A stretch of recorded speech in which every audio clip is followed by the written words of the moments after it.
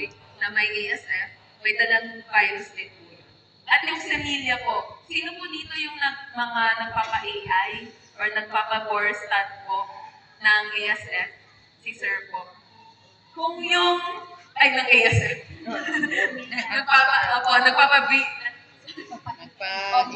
Nagpapakasta.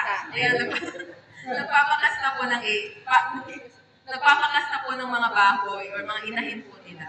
Kung yung semilya po, na galing, kung nag-AI po kayo, kung yung semilya po ay galing sa baboy na may sakit ng ASF, yung may virus din po yung semilya na yun. So kung in-AI po yun sa inahin po, magkakasakit din yung inahin ng ASF.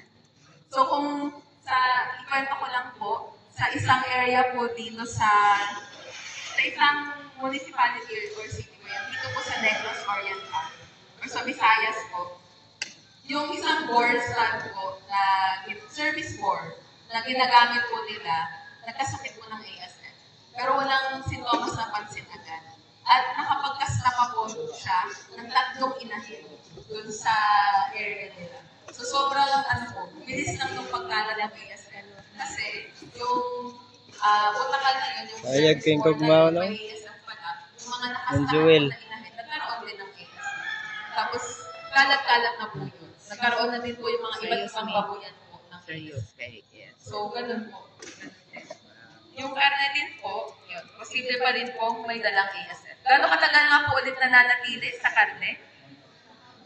1,000 days. So, mga 3 years po, posibleng infected pa rin.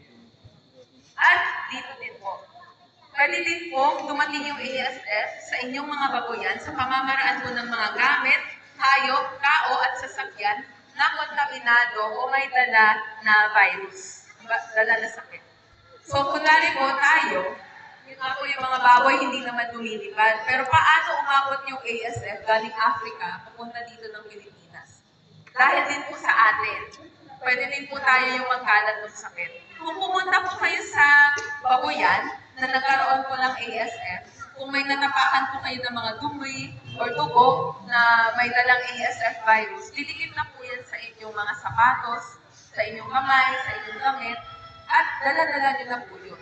So kapag asusuhin nyo na yung mga baboy ninyo sa inyong baboyan, dala nyo na po yung virus. Posibleng mahawaan po sila, posibleng magkasakit po sila ng AIDS.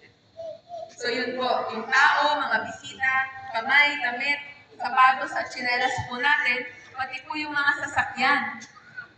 Kung yung sasakyan po, motor or bike na pinapasok po natin sa mga baboyan po, posibleng may dala din po palang sakit. Pati po yung mga galang aso, galang hayop, mga manok po, yung mga langgam or yung ibon, pati po yung mga daga. Pwede din po dumikit yung virus sa balahibo nila at padala ito kung saan-saan. Iba po yung mga